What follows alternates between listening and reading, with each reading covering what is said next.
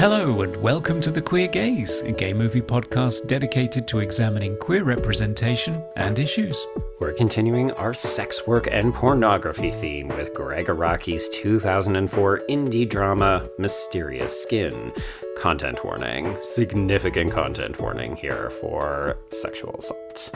Yes. If you want to hear more of the discussion, including our Chili Pepper Award, please support The Queer Gaze at patreon.com/thequeergaze. You'll also get early access to regular main feed episodes and extra content for every single episode. And you should be following us on social media at The Queer Gaze. Hello, Joe. How are we doing? I'm doing okay. As I am fond of saying, there's never a bad time to watch Mysterious Skin, but there's also never a good time to watch Mysterious Skin.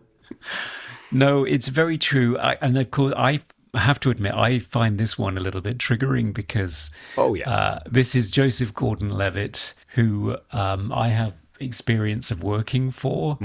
So I was a resident curator on Hit Record, his community-based production company, which is where I met Dan, my co-host on another podcast. You could say it. Movie oubliette. People are coming to this podcast because of our other podcast, not vice versa. I'm sure. Yeah, I have personal experience of Joe. Not all of it was great, I'll be honest. Right. So I saw this movie back when I was in my Joe is amazing phase. And let's be honest, it's a breakout performance. He is amazing in this. Yes. And he does that thing that I feel as though child actors have to do, which is they have to appear in something that really challenges you to accept them as an adult, as a sexual being. Dark and grimy. Yeah. So it was fun to revisit it after many years of not watching it because of Joseph Gordon-Levitt. But it's a damn good movie. It is a good movie, but it's a challenging one for people. Yes. Yeah. Even if you don't have the personal connection to him, this is a hard watch. Like, I know certain people who say, I've heard great things. Simply cannot. I could not watch the movie because I know that it's too difficult. Yeah. I think it received many plaudits at the time. One of the things that's often commented on is how carefully it was filmed. So although it does, again, content warning, depict abuse of children, the children who were involved in the making of the film were never aware of that. And all of the scenes in which abuse occurs it's all implied. The young actors were filmed separately from the adult actors. They had a very different script. They were reacting to something else. So it was very, very carefully and tastefully done. But despite that, the subject matter is still so confronting. Yeah, if anything, this movie is a testament to the power of editing because those kids had a completely different filming experience, but the end result of this is so upsetting. But Conrad, we're so eager, we've just jumped right into this. So let me quickly describe what the film is in case people haven't checked it out. Yes. So Mysterious Skin from 2004. This is an adaptation written and directed by Gregg Araki, aka one of the most important American queer directors ever. And this is based on a book of the same name by Scott Heim from 1995. So in the film, we're doing a bit of non-linear storytelling as we jump across a couple of different time periods. So there's a 1981 timeline where we have two 8-year-old boys, Neil McCormick, who is played as an 8-year-old by Chase Ellison. And then we also have Brian Lackey, who is played by George Webster. And they both experience a strange event, and it later affects their lives in different ways. So between 1987 and 1991, they're teen versions. So Neil is now played by Joseph Gordon-Levitt, and Brian is now played by Brady Corbet. It's wild that this movie features two people who have gone on to become incredibly well-known for different reasons. But Neil becomes a reckless, sexually adventurous sex worker in both Hutchinson as well as New York, while Brian stays behind and retreats into a reclusive fantasy about alien abduction. Yes, two very different ways to rationalize and react to a traumatizing event in your childhood. Yes. In some ways, I think some critics have taken it to depict the fracturing of childhood, that it could almost be the same character in some ways, and that eventually their lives come intersect. together. Yeah, they intersect at a point where the truth comes out and it shatters every understanding they had, or the stories that they tell themselves about their lives. It's so beautifully constructed. Oh, yes. I'm curious, have you read the book? I haven't, no, but I did check to get a sense of whether this diverges particularly. And as far as I understand it, the core narrative thrust is pretty much exactly mirrored here. It's just sacrifices maybe some of the focus on the tertiary characters, particularly Wendy does not get as much of a look in the film as she does in the book. Yeah, this is a pretty faithful adaptation, but as you're suggesting, it streamlines a couple of the characters so that we can really keep the focus on the two boys. So yeah, we do have Neil's friend Wendy, who he moves in with in New York, and she is played by Michelle Trachtenberg. And then we also have a friend he leaves behind in Eric, who has an obsession with him, but then also ends up befriending Brian when Brian comes looking for the only other boy that he remembers from this abusive episode, which he has misconstrued as an alien abduction. And it's really powerful. It's also really simple in a lot of ways. Like in some ways, I think this is a bit of a testament to indie filmmaking in the late 90s and early 2000s, where you just don't have the budget to go big. So even the alien sequences are so understated because we're not doing a ton of green men and, other things like that. But it's also not necessary because at its core, it's all about the emotional processing, the labor that these two characters have to put in to, as you suggest, come back to a place of truth, because Brian obviously has veered off the path and said, no, it's an alien abduction. He doesn't even know he was sexually abused. Neil, I think, is easier to get on board with because he at least knows what has actually happened, but he's been telling himself a lie that the coach, so they were both molested by their Little League baseball coach, and Neil has misconstrued this, that because he was the favorite of the coach, that it was actually love. Yes. And that it was a special relationship that made him feel treasured and safe.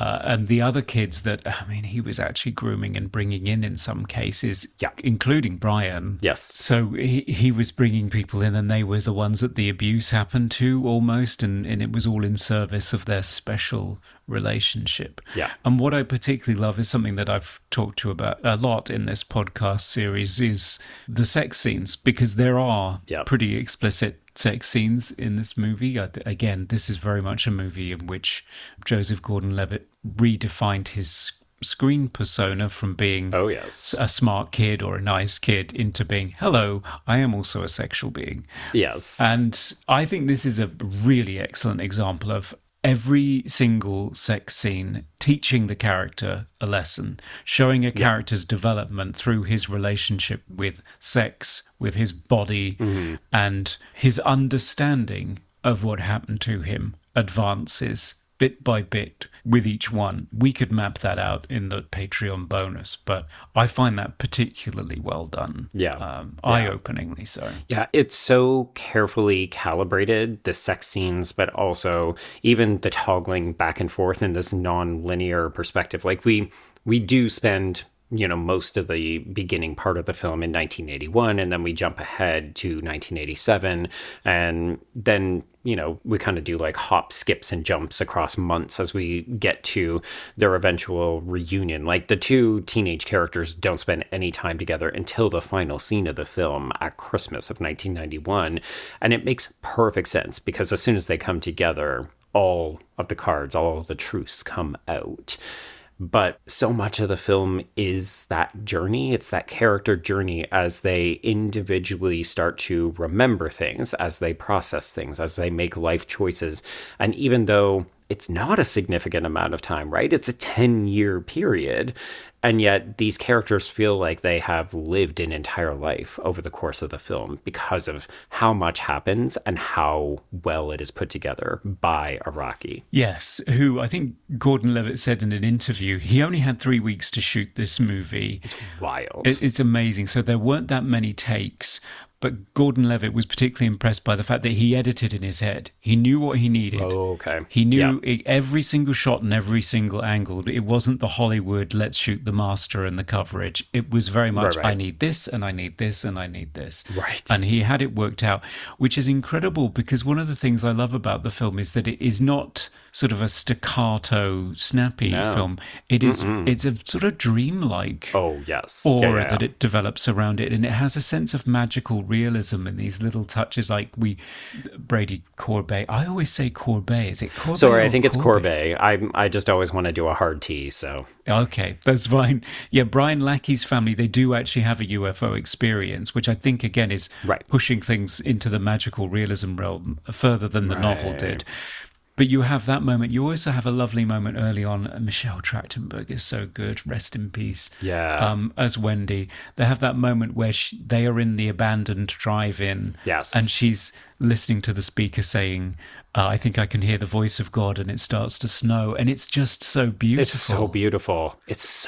That's the thing. Like, I don't want to offend anybody by saying, like, oh, it's an indie film and, you know, it doesn't have all of the bells and whistles and that kind of stuff. I don't mean to suggest that this film isn't incredibly beautiful. It's not wicked in terms of its production design. Like, it doesn't have the budget for that, nor does it aspire to be. And yet, like, especially these moments of almost hallucinatory, dream-like elements. And I think they lull you into a kind of facade. Like, it feels safe in certain passages, and I think that makes the devastating moments all the harder to watch. Like, that's why this movie hits so hard, is because some of it you think, no, we're safe now. Like, the worst things have already happened to these children, and things will be better moving forward. And they're not better. Like, this movie is devastating. It really is. Yeah, there's a key moment where the film is full of so many lovely characters, and some of them are painted in very light brushstrokes. But Brian's fellow alien abductee, Aveline, who says to him at one point, everything we do is informed by our abduction. Yes. Now, obviously, the abduction is a stand-in for what really happened to them, but it is so true. The acceptance that even at the end of the film, that although these characters meet, although the cards are all on the table and they understand exactly who they are and what happened to them, that this is never going to end for them. No. There's no catharsis where you think, okay, and now we're better. You know, it's like, cool, and now let's all go into therapy. Okay, so you mentioned Evelyn. I don't know that I have like a ton of things to say. I will confess I prefer the Neil storyline as opposed to the Brian storyline, but I think it's just because Neil knows more, and Brian, you have to watch him go through this, and we as an audience know almost all the details, although I will say there's a revelation at the end of the film that I always forget. Maybe we can talk about it on the Patreon. I don't even know how much I want to say about what the coach actually did with Brian. I find it so upsetting. Yeah. But the moments with Evelyn, who is played marvelously by Marilyn Rabchuk, most people seem to know her from 24, the TV show with Jack Bauer. Oh, yes. I knew I'd seen her somewhere. But I have a question for you, Conrad. So if alien abduction is a stand-in for Brian's sexual assault, does that mean that you read her alien abduction as a stand-in for sexual assault? Absolutely. Yeah. Yeah. But again, like, the film is so subtle about it that it doesn't hit us over the head by saying, oh, well, if he was, then that probably means she was. But we get just enough about her home life on the farm with the overprotective father. And like this film, it just finds new ways to just cut you. Like, it's death by 1,000 paper cuts in the best possible way in terms of art. But like, the ramifications of what we're experiencing and what we're learning about these characters' lives is horrendous. Yeah, and it doesn't lose its power over the years. No. It's incredibly potent, so well performed. I think it's also worth mentioning the soundtrack by Harold Budd and Robin Guthrie, which contributes to that dreamlike sense of melancholy and as well as wonder. It seems to manage both simultaneously, which I really enjoyed. And also the performances of the parents. So we have Elizabeth Shue, So good. so good as Neil's mother. Just Yeah. ideal mother to queer kid. Yeah. Well, yes and no. Like, she's so supportive in that way. Like, I love that even after Neil moves to New York, and he's a shit son and a terrible friend. Like, he's so selfish and self-involved, and we can give him a bit of grace and generosity because of what he's been through as well. But like, he's kind of terrible to everyone in his life. He takes everyone for granted, including his mother. But then part of me is like, I try not to pass judgment on her, but she's a bit of a floozy mom. She's a little hands off when it comes to parenting. And part of me is like, fuck, lady, you don't even know that there's something really messed up with your son. Yeah. But I love it because she's Elizabeth Shue, and like, she gets away with so much because she's Elizabeth fucking Shue. Yeah, she does. It is a single parent family. Yes. You kind of get the sense that she's frazzled. She doesn't have the bandwidth to monitor what's going on with her son as much as she probably should. Yeah. Contrast that, of course, with Brian's family, where you have the proper nuclear family, but yeah. Sort of, right? We see, I think, a separation between 81 and 91 because it seems like the dad shows up to give him a birthday present. And this is when Brian just explodes on him and is like, how did you not know that something was wrong? When you found me with the bleeding nose hiding out in the cellar, how did you not know that something was wrong?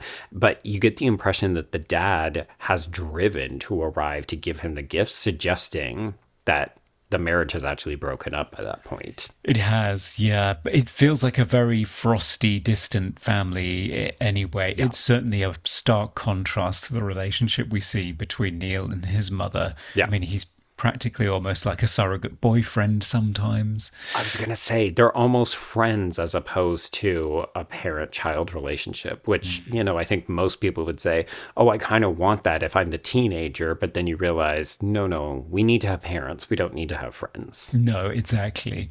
Yeah. So, Chris Mulkey plays Brian's father, and it's a bit of a thankless role. It's the dad that's having a go at his son because he's not the sportsman that he wants him to be, and wants him to be tougher and more traditionally masculine and so on, and isn't there for him and doesn't see what's happening to him at a crucial point. So it's two fine performances there. Yes, Lisa Long plays Brian's mom, and I love her because she's kind of the polar opposite of Mrs. McCormick, right? She's too hands-on. She basically wants Brian to be in his room. And the minute that Evelyn starts to very obviously start to make romantic or even sexual overtures, I love the moment where Brian doesn't want to talk to Evelyn anymore. And you can tell that his mother is delighted. Yeah, she's thrilled. She's wanted this all along. Like, get away from my son. He's mine. He is.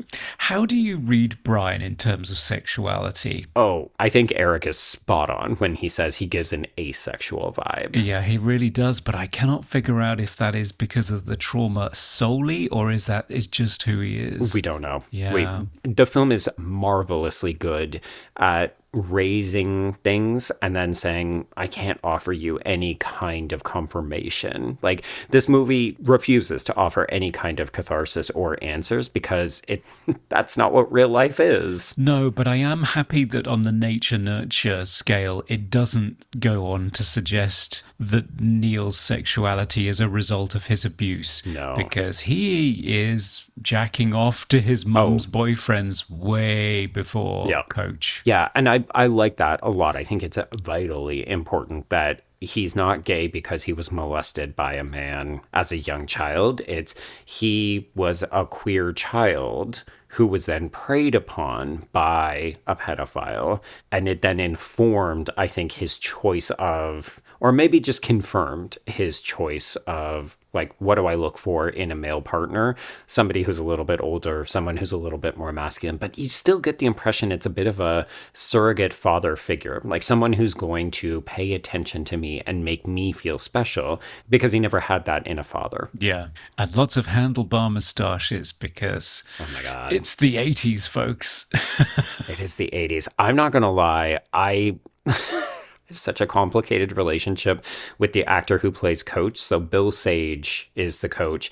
I find him very sexy and attractive. And it's very confronting because of the content of this film, where I'm just like, no, I can't be thinking or feeling this because that's so inappropriate. Like, it runs counter to what the film is doing, but he looks like a Tom of Finland model, and I can't help myself. Yes, and it was interesting. I spotted on Wikipedia, it said, made a reference to a recent interview with Bill Sage where he said the reason that he took the role, because let's face it, this is not a role that people are lining up for. Oh my God, no. Was because he had experienced abuse as a child, and he wanted to depict how charming and attractive somebody who is going to prey upon children could be. Yeah. Well, I want to have a conversation when we switch over to Patreon about especially Neil's sex work. Like, that's why we're talking about this movie, because Neil is definitely a baby sex worker. But I'm fascinated by the depiction of his clients and some of that evolution. Like, you mentioned the sex scenes, and we'll get to that as well, because they're kind of one and the same.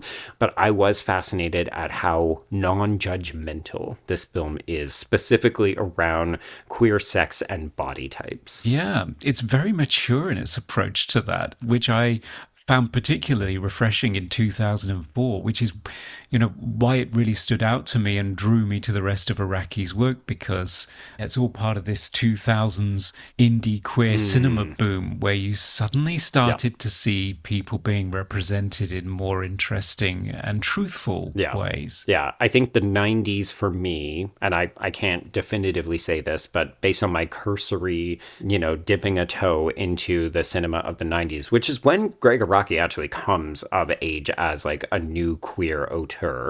So he really makes his mark with the Doom Generation trilogy and so on. But there's a lot of film festival gay movies from the 90s. Like, originally in this series, we were going to cover The Fluffer, which is, I think, right on the cusp of that. And it is very much like, hey, do you like white jocks? That's what you're going to get. They're going to be beefy. They're going to have muscles and six packs and shoulders and all the stuff.